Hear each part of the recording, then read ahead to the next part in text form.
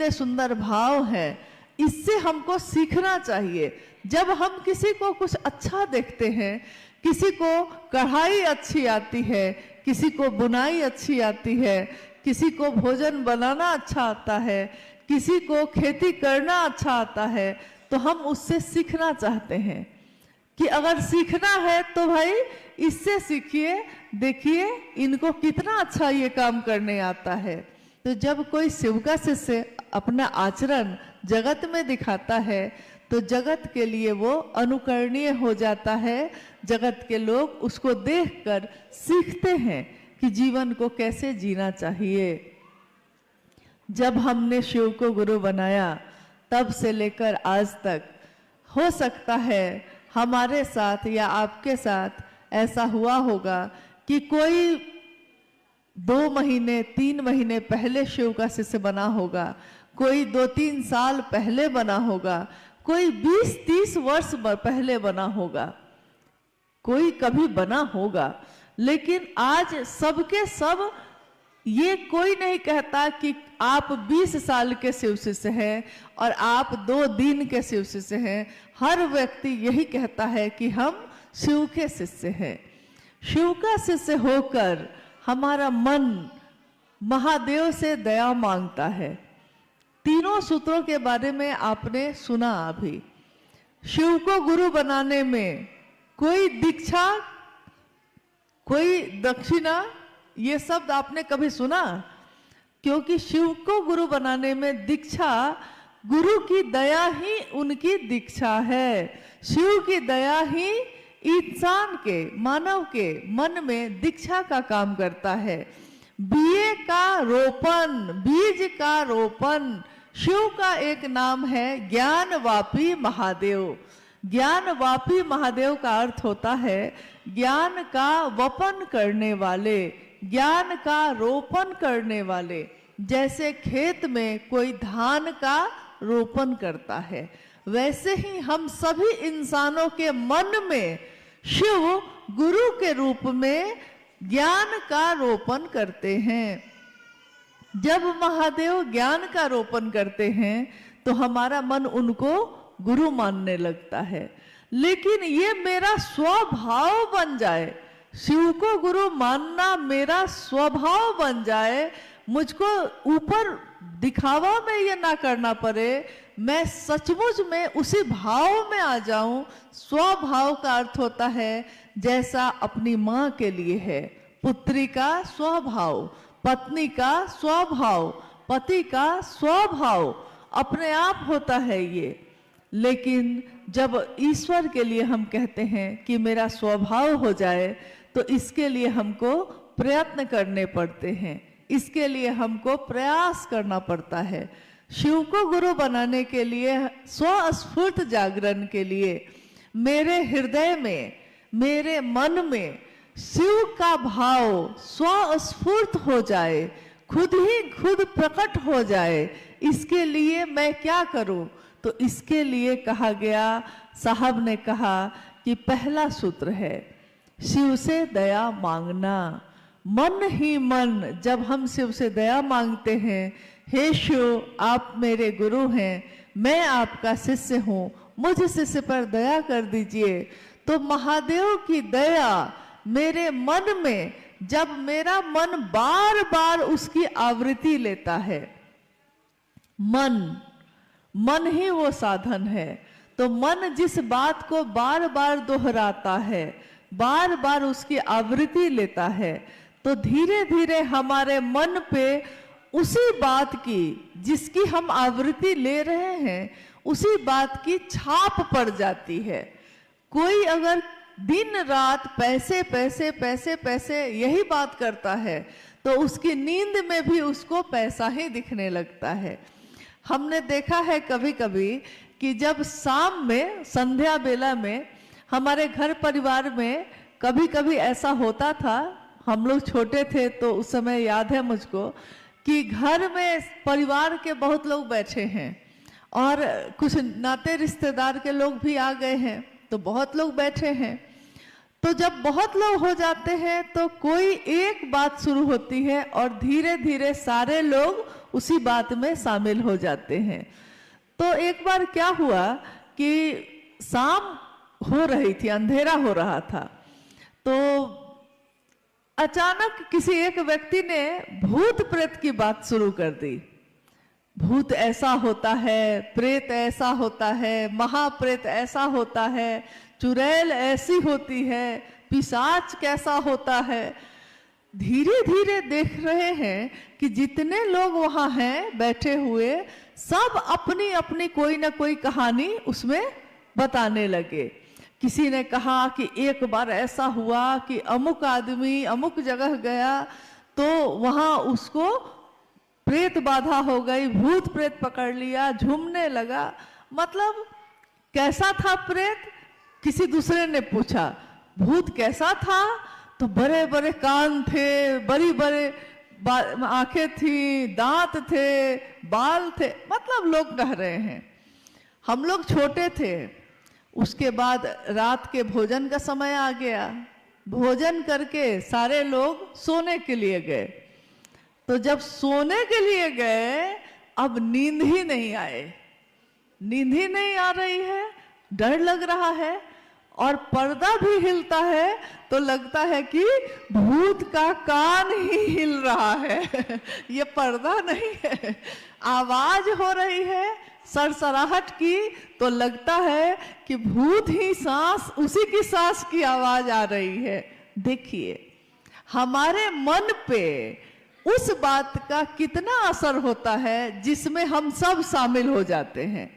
तो सब शामिल हो गए तो रात भर नींद नहीं आई, कोई अकेले सोने को तैयार नहीं हुआ। सब अंत में विचार हुआ कि सारे लोग हॉल में गद्दा बिछा लें और एक साथ सो जाएं, क्योंकि कमरे में जाने पे भूत आ सकता है। देखिए किसी एक ने बात शुरू की, धीरे धीरे सारे लोग उसमें शामिल हो गए और जब शामिल हो गए तो मन पे उस बात का ऐसा असर हुआ कि हर जगह वही दिख रहा है।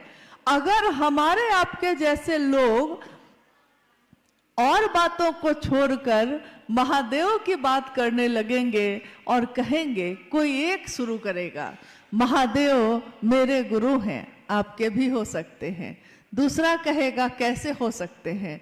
तीसरा कहेगा महादेव तो है ही। पहला कहेगा है गुरु, इसीलिए तो कहते हैं कि बना लीजिए।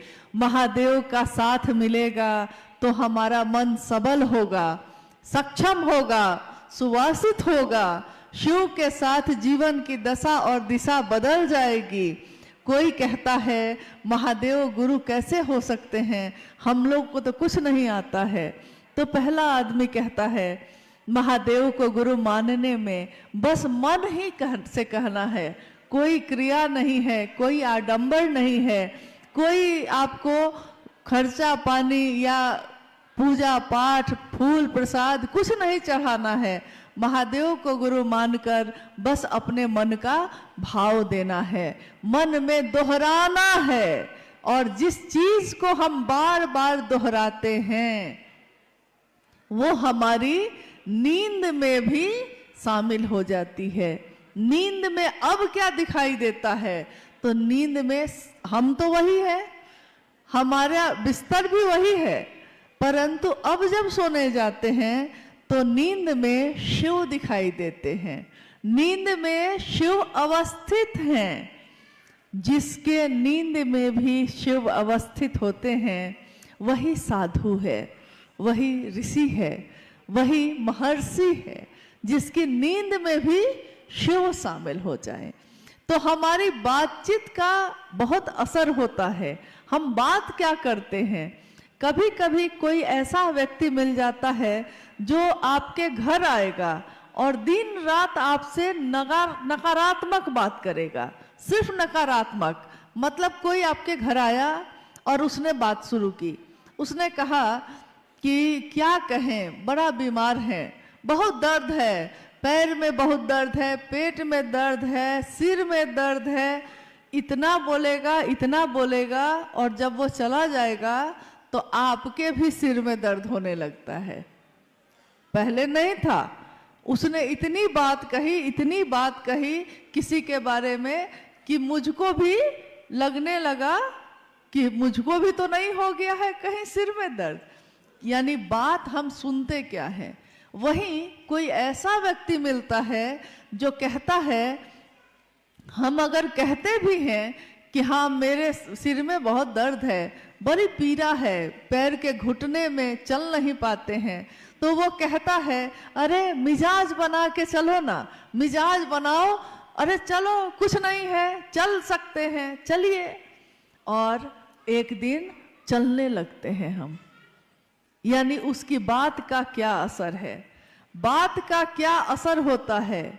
मनुष्य की शारीरिक शक्ति यानी उसके शरीर की जो शक्ति है सो उससे बलशाली होती है उसकी मानसिक शक्ति, और मानसिक शक्ति से भी बलशाली होती है उसकी आध्यात्मिक शक्ति।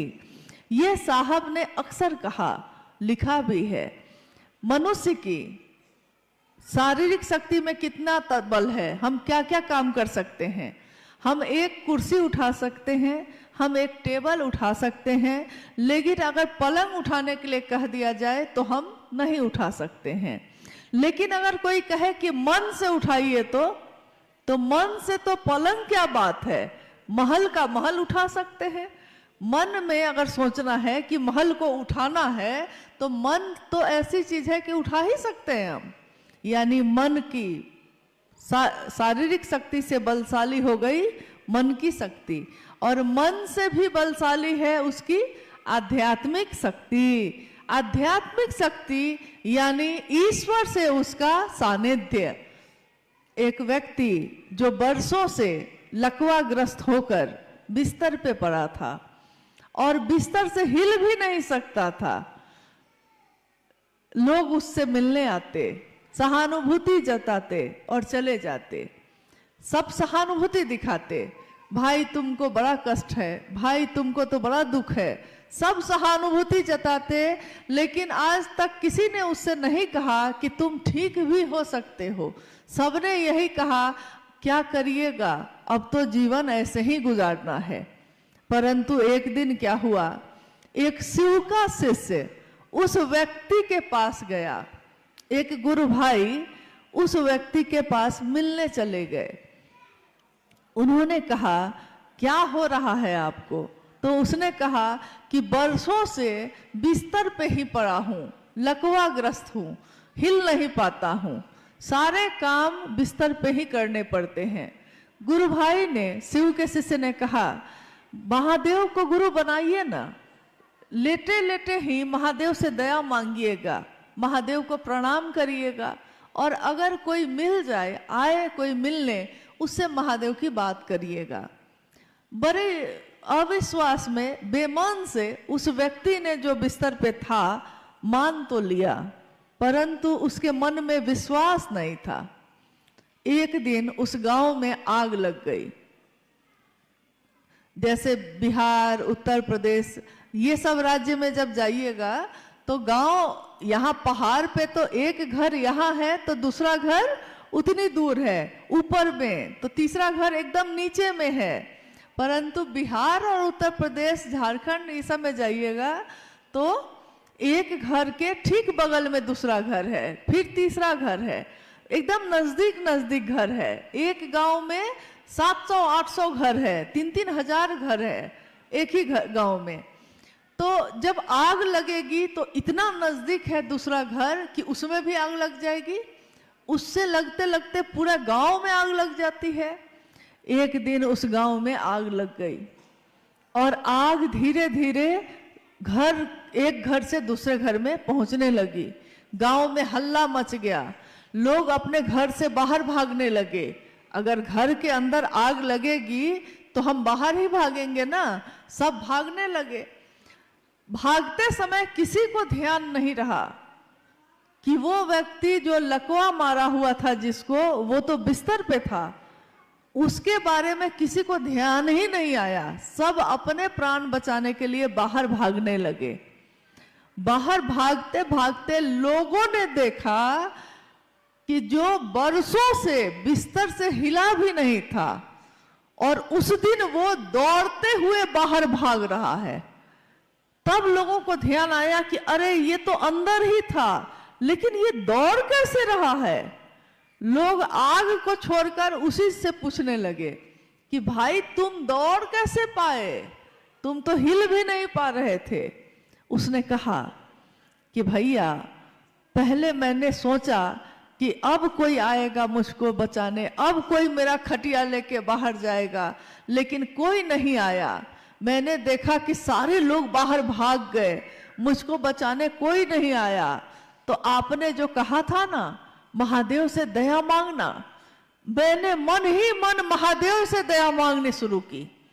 महादेव दया कर दीजिए, महादेव दया कर दीजिए, महादेव दया कर दीजिए। और मेरा मन, मुझको भी नहीं पता है कि मेरा मन लगा जैसे कि भैरव जैसा हो गया हो, और कब मेरा शरीर खड़ा हुआ और कब मैं दौड़ने लगा मुझको पता ही नहीं चला। देखिए, मन ने शरीर को कैसे खड़ा कर दिया। शरीर ने मन का सहारा लिया, मन ने ईश्वर का, भगवान शिव का सहारा लिया, और भगवान शिव का सहारा लेने पे आपकी मानसिक और शारीरिक सारी चीजों की चिकित्सा शिव करते हैं, क्योंकि वो वैद्यनाथ भी हैं। वेदों के वेद वैद्यनाथ, महावैद्यनाथ, उनका एक नाम ये भी है। मनुष्य का जिसका साथ वो लेता है, हम जिसका साथ लेंगे, मेरा मन भी उसकी जैसा बनने लगेगा। हम शिव का साथ लेंगे तो मानवता, शिव का सानिध्य लेने वालों के लिए मानवता सबल होगी, सुवासित होगी, सक्षम होगी। साहब ने कहा कि मैं नहीं जानता कि संसार की दशा और दिशा शिव के बगैर कैसी होगी, परंतु यह मैं जानता हूं कि शिव के साथ यह मानवता सबल होगी, सक्षम होगी, सुवासित होगी।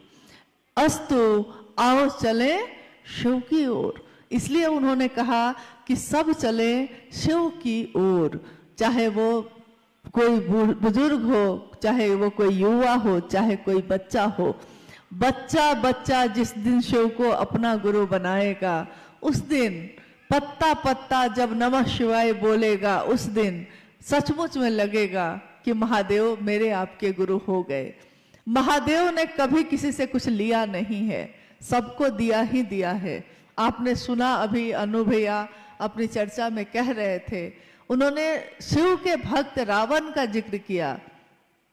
रावण जिसके बारे में लोग उसकी भक्ति से उसको नहीं जान पाए। लोग रावण को किस लिए जानते हैं? रावण भक्त तो था। रावण के लिखे हुए शिव तांडव स्तोत्र आज भी लाखों घरों में प्रतिदिन लोग गाते हैं। जटाटवी वाला जो आप सुनते हैं शिव तांडव स्तोत्र, लाखों घरों में इसको गाए जाते हैं। परंतु रावण का एक रूप ऐसा हो गया जिसने उसकी सारी अच्छाई पे पर्दा डाल दिया। रावण भक्त था, रावण शिव के प्रति समर्पित था। उसने शिव से लिया, परंतु उसने ज्ञान नहीं लिया। संपत्ति ली, ज्ञान भी ले लेता, बस इतनी ही तो बात थी।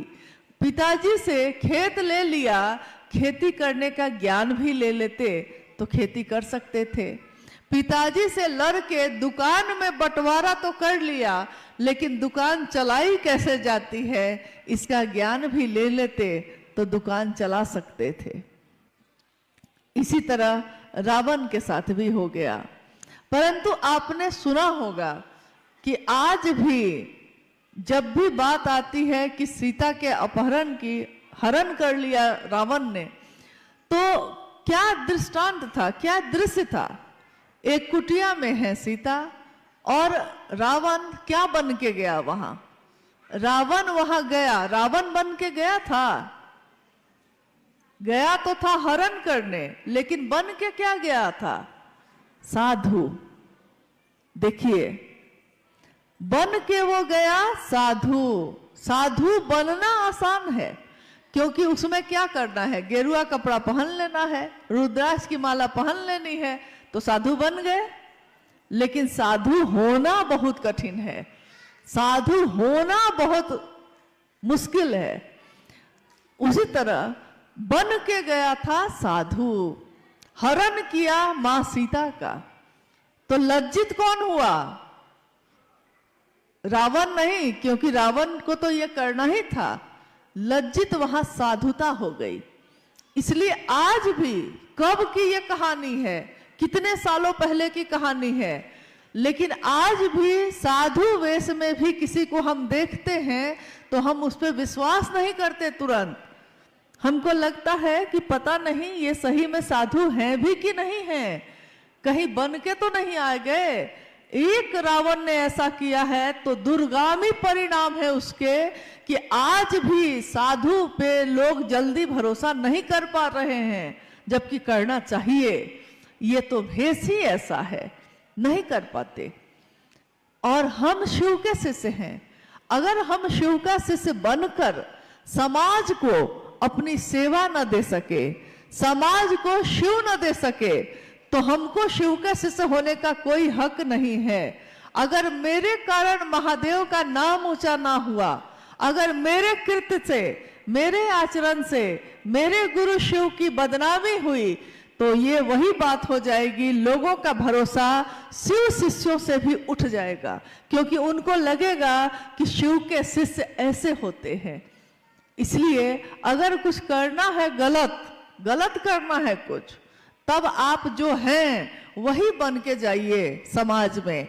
लेकिन अगर शिव के लिए करना है तो समाज में व्यष्टि का नकाब हटाकर समाज समष्टि की ओर चलना होगा।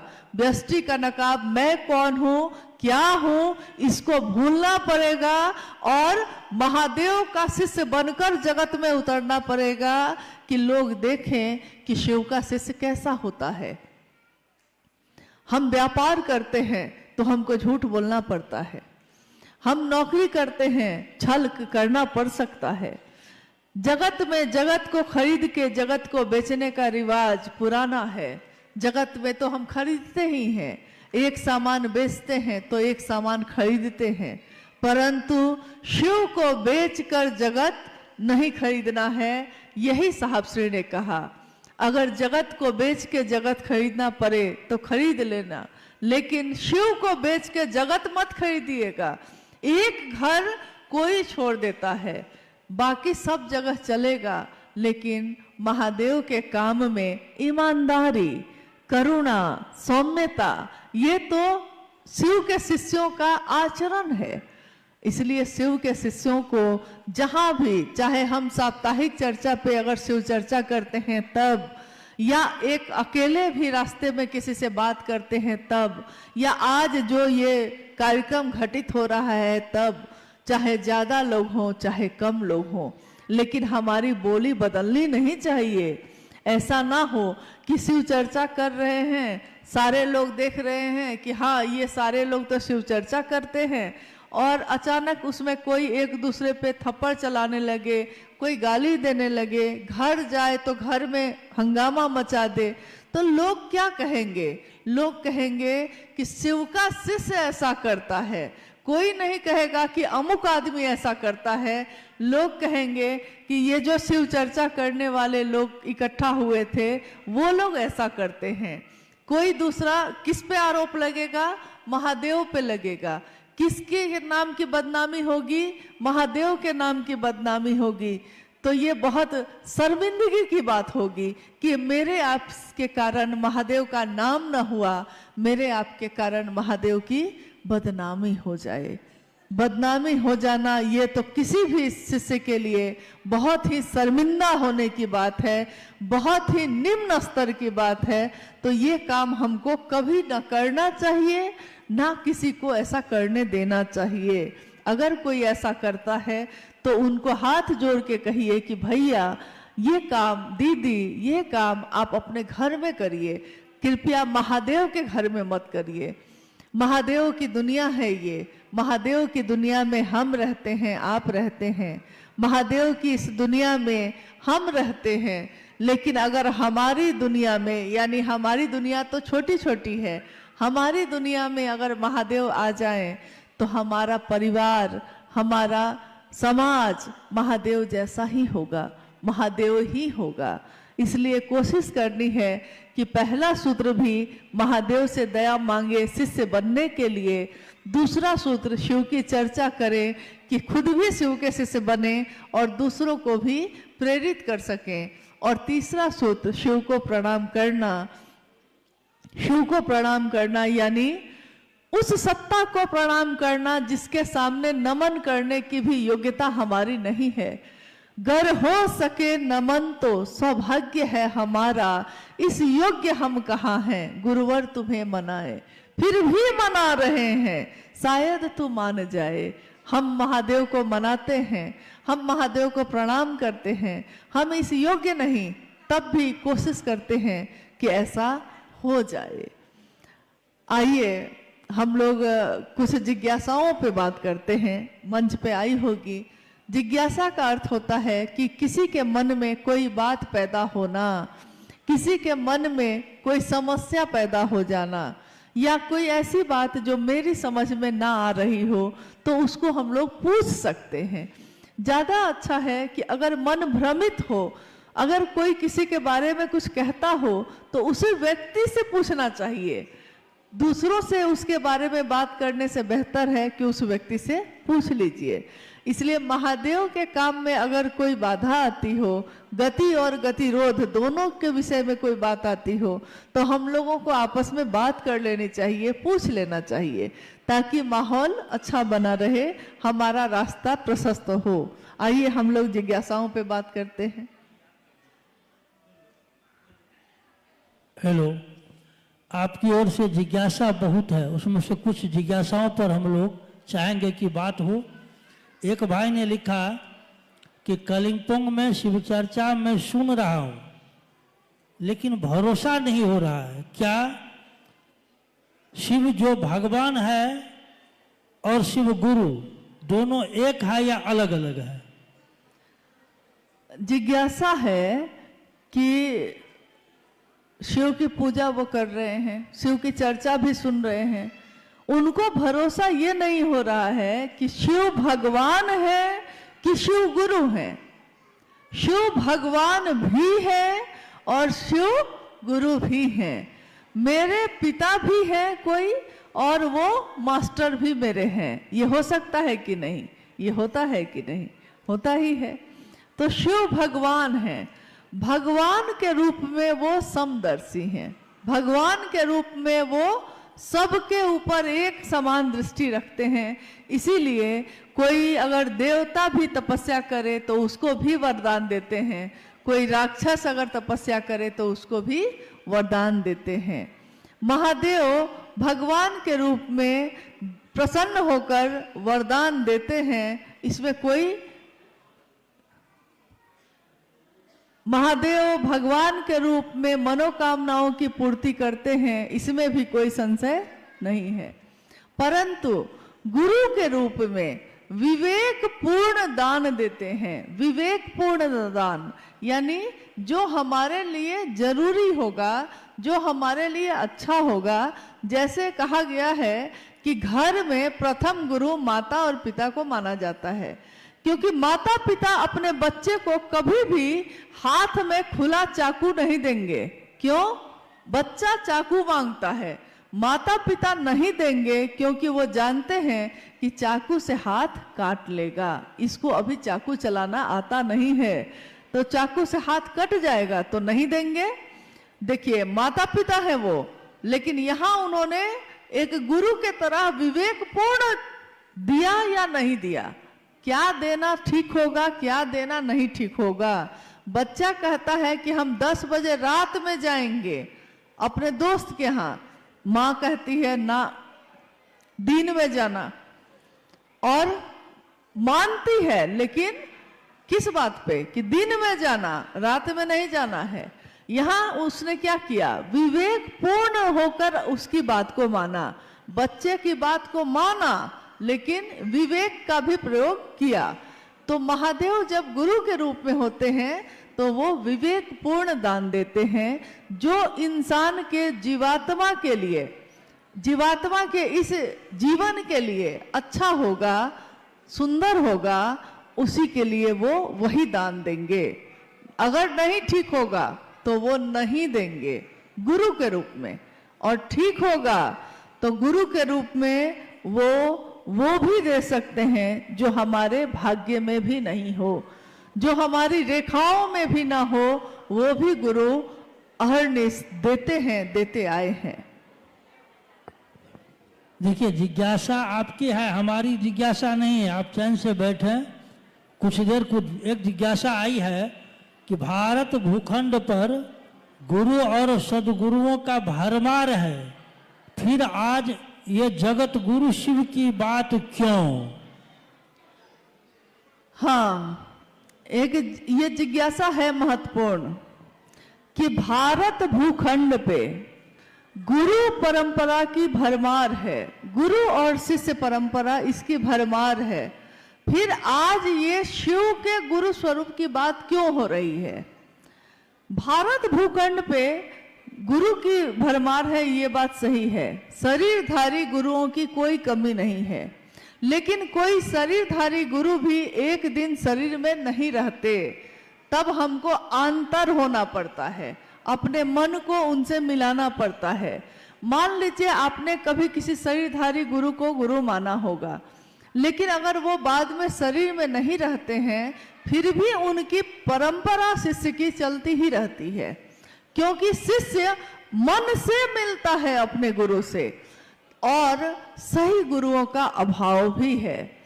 प्राचीन समय में ऐसे बहुत सारे ऋषि मुनि या ऐसे गुरु हुए जिनके कारण धरती के लोग अच्छा जीवन जी पाए। कभी किसी ने कहा कि त्रेता युग है, ये सतयुग है ये, लेकिन आज जो युग है ये कलयुग है, और कली युग में ऐसा नहीं कि सारा कुछ खराब हो गया है। हालांकि शिव पुराण में शास्त्र ने कहा कि एक दिन ऐसा आएगा जब जगत के लोग धर्म से विमुख हो जाएंगे, गुरु और शिष्य परंपरा भी जाती रहेगी, और पाप और अनाचार का बोलबाला हो जाएगा। परंतु उस समय भी एक ही चीज हम सबके बीच बचेगी, एक ही विकल्प, एक ही चीज बचेगी, नमः शिवाय। शिव पुराण ये कहता है, आज का तो नहीं है, हजारों साल पहले लिखा गया ये ग्रंथ ये बता रहा है, आज ये घटित हो रहा है कि आज हम जैसे मानव के पास एकमात्र विकल्प है शिव की शिष्यता।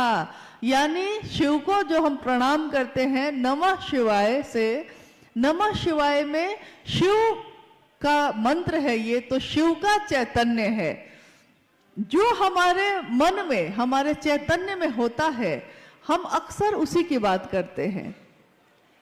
अभी देखिए, मुझको एक घटना याद आई जो साहब और दीदी ने अपने जीवन की बताई। उन्होंने कहा कि अगर महादेव आपके मन में रहेंगे, मन में अगर महादेव हैं, तो आप कहीं भी जाइएगा, आपके सारे ध्यान का केंद्र महादेव हो जाएंगे, चाहे आप कार्यालय में बैठिए, चाहे आप किसी काम में रहिए। हुआ ये कि एक घटना हुई कि साहब उस समय पटना में पोस्टेड थे, तो वो अपने कार्यालय जा रहे थे। जब 10 बजे से 6 बजे तक वो अपने कार्यालय में, क्योंकि आप जानते हैं कि साहब हरिंद्रानंद जी जब रिटायर्ड हुए तो ज्वाइंट सेक्रेटरी कैबिनेट के तौर पे रिटायर्ड हुए थे। उसके साथ साथ उन्होंने महादेव के नाम का अलख जगाए रखा, और करोड़ों लोग आज महादेव की सोच पे खड़े हैं, चल रहे हैं। तो उस दिन हुआ ये कि जब वो कार्यालय के लिए निकलने लगे तो मां नीलम आनंद जी ने, गृहस्थ भी हैं, वो गृहस्थ भी हैं, क्योंकि महादेव गृहस्थों के भी आदर्श हैं। साहब और दीदी क्या है, गृहस्थ भी हैं, 3 बच्चे भी हैं उनको। तो जब निकलने लगे तो मां ने उनसे कहा कि कटहल लेते आइएगा। उधर से जब ऑफिस से लौटिएगा, हमारे पति भी जब बाहर जाते हैं तो हम लोग उनसे कुछ ना कुछ डिमांड कर ही देते हैं कि जब आइएगा तो ये लेते आइएगा, ये लेते आइएगा। तो माँ ने कहा कि कटहल लेते आइएगा। कटहल क्या है? एक सब्जी है, फल भी माना जाता है उसको, कटहल ही तो है, लेते आइएगा। साहब ने कहा कि लेता आऊंगा। अपनी जीप में बैठे, जिप्सी में कार्यालय चले गए। साहब ने कहा कि रास्ते में मैं दोनों तरफ सब्जी वाले को देखता रहा कि कटहल है कि नहीं है। नहीं था। दिन में तो दुकान लगी नहीं थी। सोचा कि कार्यालय जाकर चपरासी को भेजूंगा। कार्यालय में गए, उन्होंने चपरासी को बुलाया और कहा कि बाजार में जाके देखो तो कि कटहल आया है कि नहीं। चपरासी बाजार चला गया, लौट के आया, उसने कहा जी अभी नहीं आया है। फिर साहब काम में व्यस्त हो गए। फिर अब शाम में जाना है, चपरासी से फिर बुला के कहा अब देखो तो कि आया कि नहीं कटहल बाजार में। चपरासी फिर गया, उसने कहा आ गया है सर। उधर से कटहल लेके आए, गाड़ी में रखी गई। कहा एक ज्वाइंट सेक्रेटरी कैबिनेट और कहा वो कटहल के लिए परेशान हो रहे हैं। साहब ने कहा क्या मैं कटहल के लिए परेशान हो रहा था? नहीं, मेरे ध्यान में नीलम थी। मेरे ध्यान में नीलम थी तो नीलम ने क्या कहा है ये भी मेरे ध्यान में था। मेरे ध्यान में शिव होंगे तो शिव ने क्या कहा, साहब दीदी ने क्या कहा, ये भी मेरे ध्यान में होगा। तो इसीलिए साहब ने कहा कि वो कटहल मेरे मन में घूमता रहा, जबकि मैं उतना पसंद भी नहीं करता, लेकिन कटहल नीलम ने कहा। महत्वपूर्ण यह है कि किसने कहा। तो यहाँ जब हम शिव को गुरु मानते हैं तो महत्वपूर्ण यह है कि हमने किसके कहने से माना। कौन है जो हमारे दिन और रात में भी हमारा साथ नहीं छोड़ता, जो हमारे चित्त में हमेशा विराजमान रहता है, जिसके लिए हम कहते हैं महादेव साहब दीदी बैठे हैं मेरे सीने में। हम ये कहते ही रहते हैं क्योंकि हमारे मन का ध्यान भी उन्हीं के आसपास घूमता रहता है। तो हमको याद रहता है कि साहब ने क्या कहा, क्यों कहा, क्या करना चाहिए हमको। अगर हमको याद ना रहे तो हमको ये भी याद नहीं रहेगा कि उन्होंने क्या कहा। ये याद इसीलिए है क्योंकि वो भी याद है। नहीं, एक जिज्ञासा है, एक ये बहुत सारे गुरु बहनों और गुरु भाई की जिज्ञासा है कि दीदी हम लोग कई बार विचार योजना बनाए कि जाएंगे रांची, नहीं जा पा रहे हैं, रुकावट कहाँ आ रही है? चाहता हूँ लेकिन हम लोग रांची नहीं जा पा रहे हैं, कृपया कुछ आप बताएं। जिज्ञासा आपने सुनी है कि जिज्ञासा ये है कि कुछ गुरु बहनों की है कि वो लोग हर कुछ दिन के बाद तैयारी करते हैं कि रांची जहाँ साहब का स्थल है उपवन, हम लोग हर धाम जाते हैं, मेरे साहब की जगह है, हम लोग वहाँ भी जाना चाहते हैं। तो हम लोग तैयारी कर लेते हैं लेकिन जा ही नहीं पाते हैं। तो रुकावट कहाँ आ रही है? रुकावट कहीं नहीं होती। अगर हम किसी पर निर्भर हो जाते हैं तब रुकावट होती है। जैसे जब हम लोगों ने यहाँ आने का प्रोग्राम बनाया तो कुछ लोगों ने कहा कि कलिम्पोंग में बहुत ठंड होगी दिसंबर में, मत जाइए, अप्रैल में जाइएगा। लेकिन चलने वाला जब चल देता है तो वो उसी में एडजस्ट हो जाता है, मतलब ठंड है कि गर्मी है उसी में ढल जाता है। तो हम लोग चले आए। रोकने वाले तो रोकते ही हैं, कहने वाले तो कहते ही हैं। कोई कहता है चल सकते हो, कोई कहता है नहीं चल सकते हो, कोई कहता है जाना चाहिए, कोई कहता है क्यों जाना चाहिए, मत जाइए। लेकिन मेरा मन क्या कहता है? मेरे कौन है वो जिनके लिए हम जाना चाहते हैं, जिनके पास जाना चाहते हैं, साहब और दीदी आज सबके साथ हैं। आप भी तो हम लोग के साथ हैं, तब भी हम लोग आए कि नहीं, आते हैं कि नहीं? कभी सिक्किम आते हैं, कभी सिलीगुड़ी आते हैं, कभी कलिम्पोंग भी आ गए। आज से 15-16 साल पहले साहब के साथ आए थे हम लोग कलिम्पोंग। यहाँ के टाउन हॉल में वो कार्यक्रम किया गया था। आज इतने सालों बाद फिर से कलिम्पोंग में आने का मौका मिला तो सारी स्मृति, सारी बातें याद आने लगी। मुझको याद है कि जब टाउन हॉल से निकलकर हम लोग कार्यक्रम के बाद निकलकर होटल जा रहे थे तो रास्ते में एक फुटबॉल का मैदान था, शायद किसी स्कूल का था, कहाँ का था, कोई फुटबॉल मैदान है, टाउन हॉल से निकलने के बाद रास्ते में था। तो साहब ने कहा कि कलिम्पोंग में महादेव का काम इतना हो कि एक दिन मैं आऊंगा, इस फुटबॉल ग्राउंड में महादेव की चर्चा हो।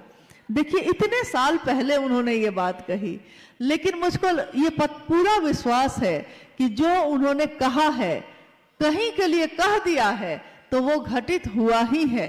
चाहे वो 20 साल बाद हो, लेकिन वो हो के रहता है। उन्होंने हमेशा यही चाहा कि हम सभी शिव के शिष्य बने, शिव के बने। यहाँ तो स्थिति ये होती है कि अगर कोई गुरु भाई या कोई गुरु बहन 50 आदमी को जोड़ लेता है और 50 आदमी उसके बात पे चलने लगता है, तो वो समझ लेता है कि ये 50 मेरा आदमी है।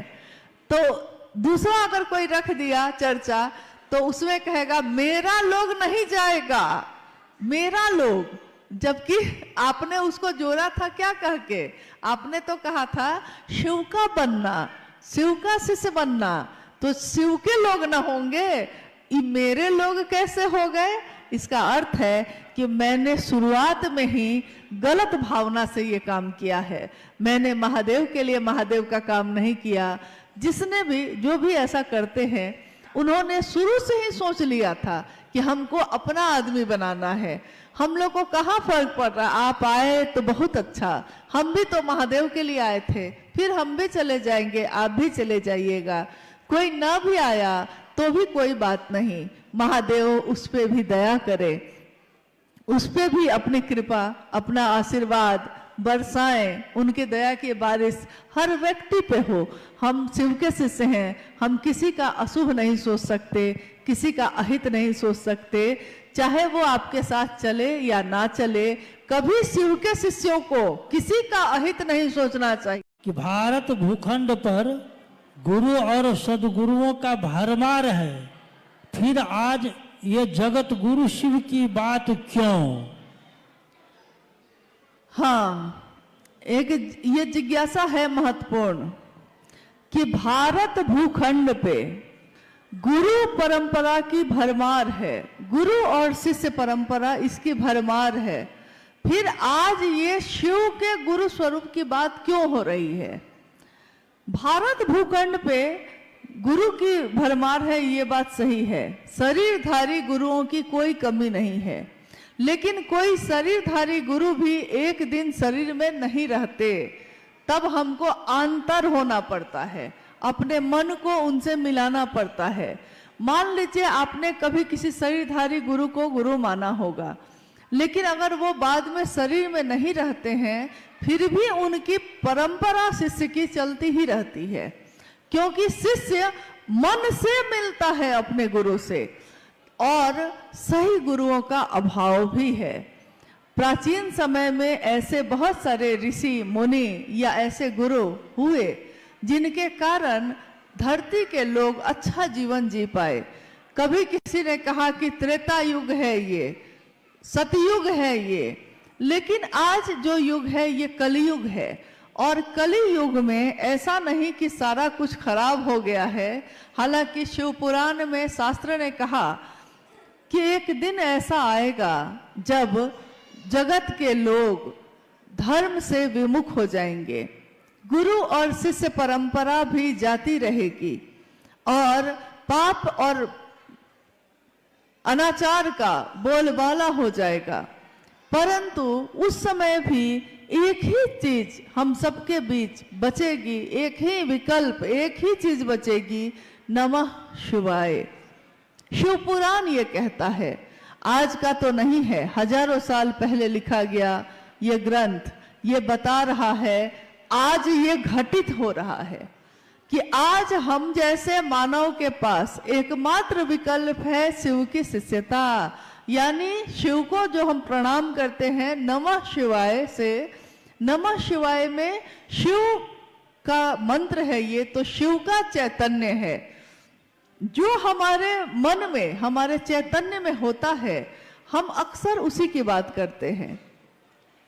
अभी देखिए मुझको एक घटना याद आई जो साहब और दीदी ने अपने जीवन की बताई। उन्होंने कहा कि अगर महादेव आपके मन में रहेंगे, मन में अगर महादेव हैं तो आप कहीं भी जाइएगा, आपके सारे ध्यान का केंद्र महादेव हो जाएंगे। चाहे आप कार्यालय में बैठिए, चाहे आप किसी काम में रहिए। हुआ ये कि एक घटना हुई कि साहब उस समय पटना में पोस्टेड थे, तो वो अपने कार्यालय जा रहे थे।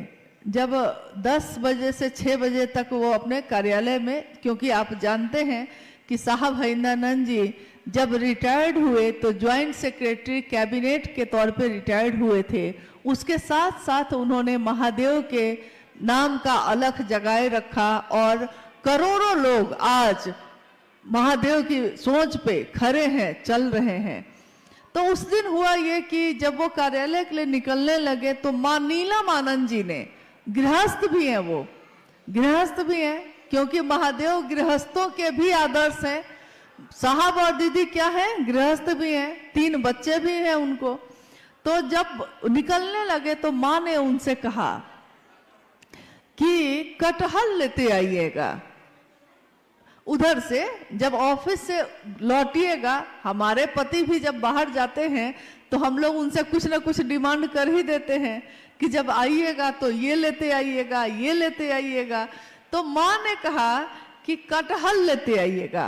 कटहल क्या है, एक सब्जी है, फल भी माना जाता है उसको, कटहल ही तो है, लेते आइएगा। साहब ने कहा कि लेता आऊंगा। अपनी जीप में बैठे, जिप्सी में कार्यालय चले गए। साहब ने कहा कि रास्ते में मैं दोनों तरफ सब्जी वाले को देखता रहा कि कटहल है कि नहीं है। नहीं था, दिन में तो दुकान लगी नहीं थी। सोचा कि कार्यालय जाकर चपरासी को भेजूंगा। कार्यालय में गए, उन्होंने चपरासी को बुलाया और कहा कि बाजार में जाके देखो तो कि कटहल आया है कि नहीं। चपरासी बाजार चला गया, लौट के आया, उसने कहा जी अभी नहीं आया है। फिर साहब काम में व्यस्त हो गए। फिर अब शाम में जाना है, चपरासी से फिर बुला के कहा अब देखो तो कि आया कि नहीं कटहल बाजार में। चपरासी फिर गया, उसने कहा आ गया है सर। उधर से कटहल लेके आए, गाड़ी में रखी गई।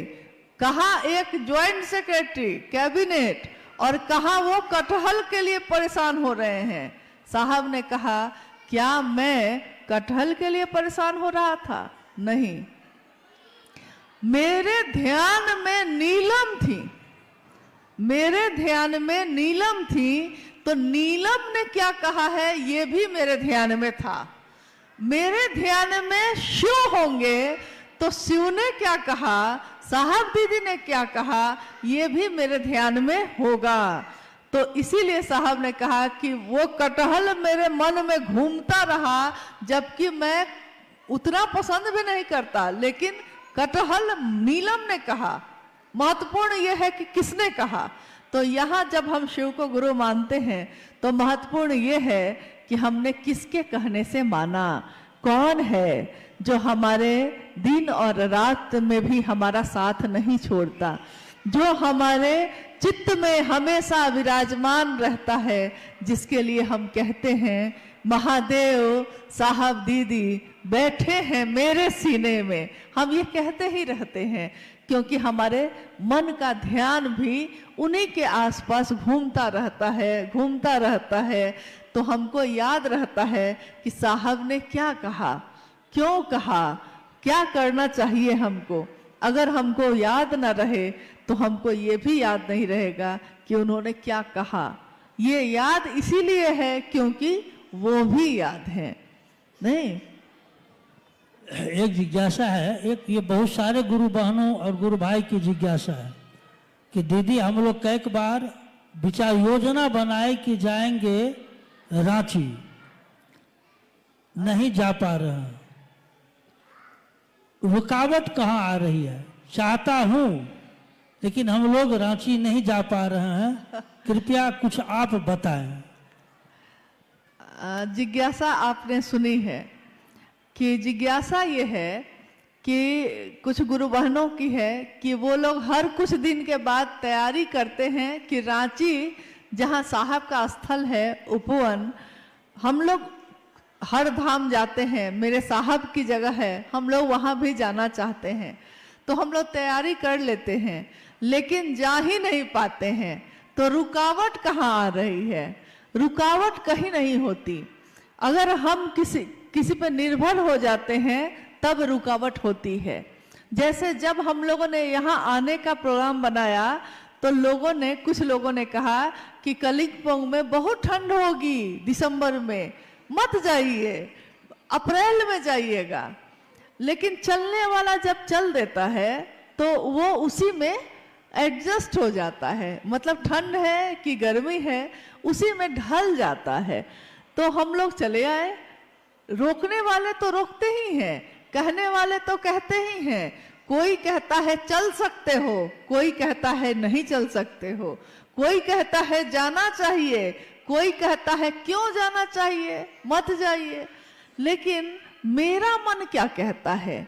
मेरे कौन है वो जिनके लिए हम जाना चाहते हैं, जिनके पास जाना चाहते हैं? साहब और दीदी आज सबके साथ हैं, आप भी तो हम लोग के साथ हैं। तब भी हम लोग आए कि नहीं, आते हैं कि नहीं? कभी सिक्किम आते हैं, कभी सिलीगुड़ी आते हैं, कभी कलिम्पोंग भी आ गए। आज से 15-16 साल पहले साहब के साथ आए थे हम लोग कलिम्पोंग। यहाँ के टाउन हॉल में वो कार्यक्रम किया गया था। आज इतने सालों बाद फिर से कलिम्पोंग में आने का मौका मिला तो सारी स्मृति, सारी बातें याद आने लगी। मुझको याद है कि जब टाउन हॉल से निकलकर हम लोग कार्यक्रम के बाद निकलकर होटल जा रहे थे तो रास्ते में एक फुटबॉल का मैदान था, शायद किसी स्कूल का था, कहाँ का था, कोई फुटबॉल मैदान है, टाउन हॉल से निकलने के बाद रास्ते में था। तो साहब ने कहा कि कलिम्पोंग में महादेव का काम इतना हो कि एक दिन मैं आऊंगा, इस फुटबॉल ग्राउंड में महादेव की चर्चा हो।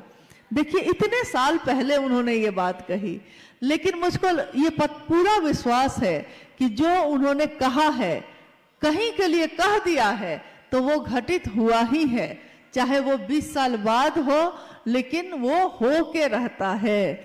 उन्होंने हमेशा यही चाहा कि हम सभी शिव के शिष्य बने, शिव के बने। यहाँ तो स्थिति ये होती है कि अगर कोई गुरु भाई या कोई गुरु बहन 50 आदमी को जोड़ लेता है और 50 आदमी उसके बात पे चलने लगता है तो वो समझ लेता है कि ये 50 मेरा आदमी है। तो दूसरा अगर कोई रख दिया चर्चा तो उसमें कहेगा मेरा लोग नहीं जाएगा, मेरा लोग। जबकि आपने उसको जोड़ा था क्या कह के? आपने तो कहा था शिव का बनना, शिव का शिष्य बनना। तो शिव के लोग ना होंगे, ये मेरे लोग कैसे हो गए? इसका अर्थ है कि मैंने शुरुआत में ही गलत भावना से ये काम किया है। मैंने महादेव के लिए महादेव का काम नहीं किया। जिसने भी, जो भी ऐसा करते हैं, उन्होंने शुरू से ही सोच लिया था कि हमको अपना आदमी बनाना है।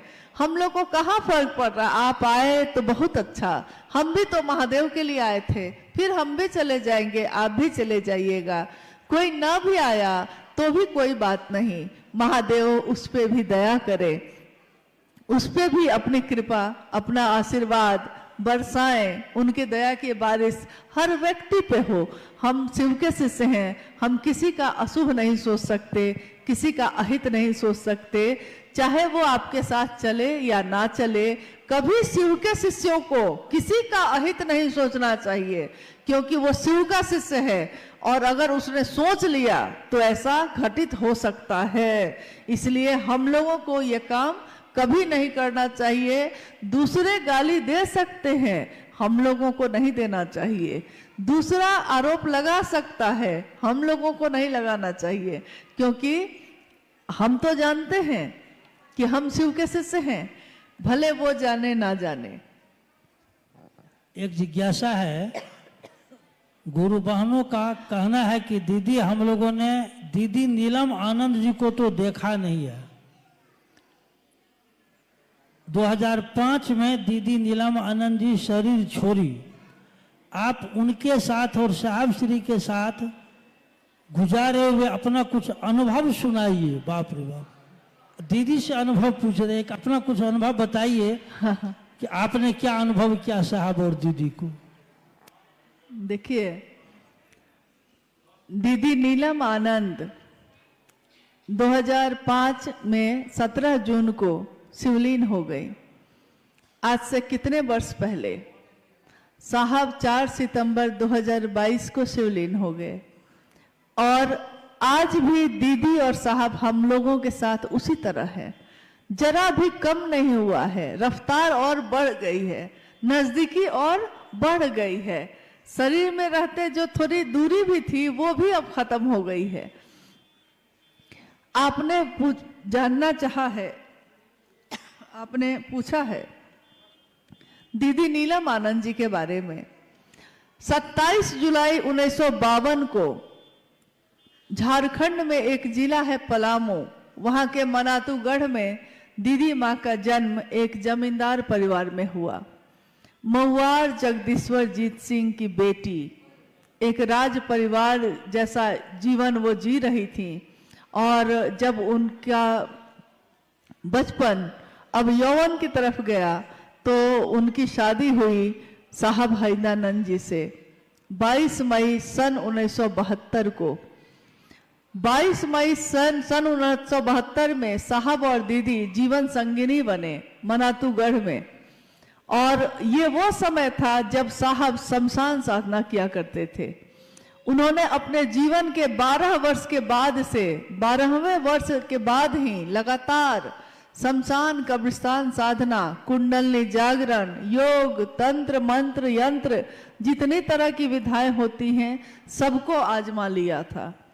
परंतु जब उनका विवाह हुआ मां नीलम आनंद से, तो मां ने देखा कि मेरे पति एक तरफ साहब कानून की पढ़ाई कर रहे थे और एक तरफ वो शमशान साधना कर रहे थे। तुलना नहीं है, विसंगतियों में संगति की स्थापना करते हैं शिव। इसी तरह उनके जीवन को भी देखते हैं हम लोग तो अनमिल आखर जैसा है, विसंगतियों में ही संगति की स्थापना है। उन्होंने शमशान साधना भी जाना जारी रखा और साथ साथ उन्होंने कानून की पढ़ाई भी करना जारी रखा।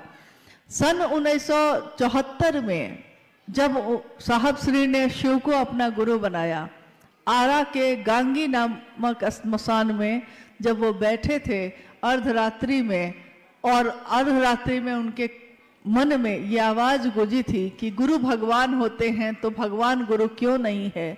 उन्होंने शिव को अपना गुरु बनाया था। 1974 के बाद लगातार 1981 तक, जब तक कि साहब बीच में डिप्टी कलेक्टर हुए, बिहार प्रशासनिक पद पे पदाधिकारी हुए और पाटन में उनकी पोस्टिंग हुई। पाटन में बहुत सारी चमत्कारिक घटनाएं हुई। मां नीलम आनंद जी के बारे में इतना ही कह सकते हैं कि उन सारे चमत्कारों की घटनाओं को जो घटित हो रहे थे उसमें उनकी सबसे ज्यादा भूमिका थी, क्योंकि स्वयं भगवती स्वरूपा, शक्ति स्वरूपा मां नीलम आनंद के लिए कुछ भी कहना उनके व्यक्तित्व को बहुत छोटा साबित करता है। उनके बारे में अगर कुछ कहना चाहे कोई तो कह नहीं सकता, उसके शब्द कम पड़ जाएंगे और उनकी ममता बहुत भारी पड़ जाती है। माँ की ममता का कोई मोल नहीं, माँ की ममता शब्दों में बांधी नहीं जा सकती। माँ जो ममता बरसाती है वो ममता ही बरसाती रही। स्वयं उनके शक्ति या उनके आध्यात्मिक जो शक्ति है उसका आकलन कोई करना चाहे तो जगत का लोग नहीं कर सकता, क्योंकि ऐसी कितनी घटनाएं हैं जो ये बताती हैं कि उनके मन से या उनकी बात से क्या हो सकता है, क्या हो जाता है। उन्होंने जो कहा सो घटित हो गया, जो चाहा सो हुआ। उन्होंने कहा था एक दिन जब 13 लोग थे मात्र, शिव गुरु महोत्सव पहला 13 व्यक्ति, और उस दिन साहब ने कहा था कि आज जो 13 लोग हैं एक दिन 13 करोड़ होंगे।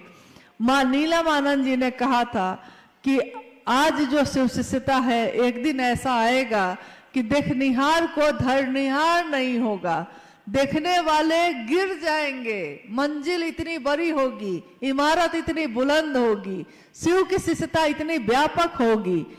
सोचिए ये कब की बात है, ये 1982 की बात है और आज 2025 में हम लोग बैठे हैं।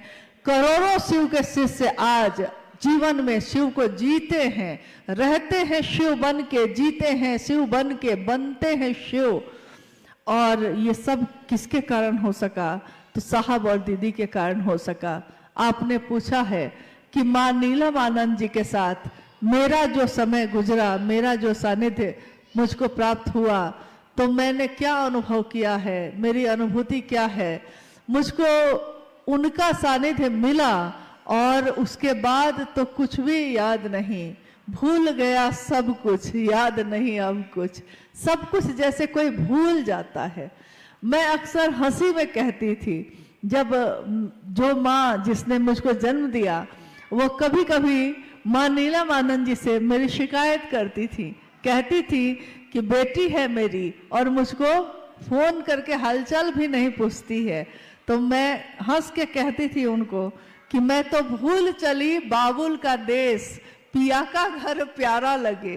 पिया का घर यानी माँ का वो आश्रय, वो आंचल, साहब का वो आशीर्वाद, इसके सामने अब दुनिया में कुछ भी याद ही नहीं रहता था।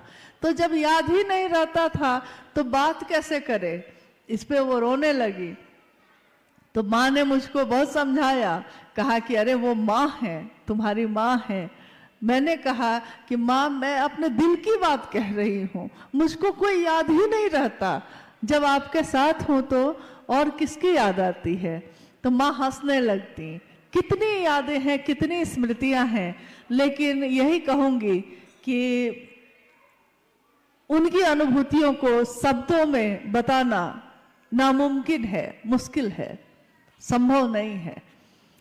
फिर भी उन्होंने जो दिया है, उन्होंने किसी में कभी भेद नहीं किया। मैंने देखा माँ नीलम आनंद जी को कि उनकी 3 संतान यानी 2 बेटे 1 बेटी है, परंतु उन्होंने हम सबको, सभी शिव के शिष्यों को, शायद आपने सुना भी होगा, मेरी शादी जब हुई उस दिन ही मंडप पे ही मेरे शिव के शिष्य होने की घोषणा हुई थी। सभी शिव शिष्यों को माँ नीलम आनंद जी ने एक जैसा ही प्रेम दिया, कभी भेद नहीं किया। तो शिव के लोग शिव जैसे ही होते हैं, शिव कभी भेद नहीं करते। शिव के आंचल में, शिव की गोद में देवता भी बैठते हैं, राक्षस भी बैठते हैं। शिव अगर अमृत देते हैं तो वो सबके लिए देते हैं, वो किसी एक को चुनकर नहीं देते। तो साहब और माँ नीलम आनंद जी ने सबको एक समान रूप से अपना दान दिया, अपना आशीर्वाद दिया। ये चाहा कि हम शिव के शिष्य बने, हमेशा बने रहें। माँ नीलम आनंद जी के साथ एक कार्यक्रम में जब वो गई थी तो उन्होंने कहा था उस कार्यक्रम में कि मैं शिव की शिष्या हूँ, मैं आपके लौकिक कांटों को चुन लूंगी। मतलब आपके जो लौकिक जगत है, सबको कहा कि आप सब जो शिव के शिष्य हैं, आपके जीवन के लौकिक कांटों को, कष्टों को मैं चुन लूंगी, छाया बनकर आपके साथ सदैव रहूंगी, बशर्ते गुरु कार्य में बेईमानी नहीं। ये बात उन्होंने बार बार कही कि एक शर्त एक ही है मेरी कि गुरु कार्य में बेईमानी मत करिएगा, गुरु का काम, गुरु का नाम गुरु के लिए लीजिएगा, गुरु के ही होके रह जाइएगा। और छाप तिलक सब छीनी रे, तो से नैना मिला के। हम सारे छाप तिलक जो जगत के हैं भूल जाते हैं जब हमारा मन शिव से लगता है। तो हम सब शिव के शिष्य बने रहें और कुछ नहीं है, हाँ, चलते रहें। जीवन में जब भी मिलना हो इसी तरह गुरु भाई गुरु बहन बन के हम लोग मिलते रहें। कुछ अपने हैं, कुछ क्या कहेंगे, कुछ कांटे हैं, कुछ कलियां हैं, और इन कांटों और कलियों के बीच ही शिव की शिष्यता है। शिव के शिष्यता कीचड़ में कमल के जैसा है। दुनिया अगर कीचड़ है तो शिव की शिष्यता कमल का फूल है। दुनिया अगर कांटे चुभाती है तो महादेव की असीम दया कांटों पे चढ़ के गुलाब को खिलाती है। दुनिया गुलाब को देखती है, कांटों को कोई देखता भी नहीं। तो हम सब भी गुलाब की सुंदरता को देखें, शिव की शिष्यता की सुगंध से सराबोर हों, यही कामना मेरी है। और अपने साहब और दीदी से, अपने गुरु महादेव से यही आशीर्वाद मांगती हूँ कि हम सभी शिव शिष्यों का जीवन शिवमय हो, सुखमय हो। आप सभी के चरणों में मेरा प्रणाम है।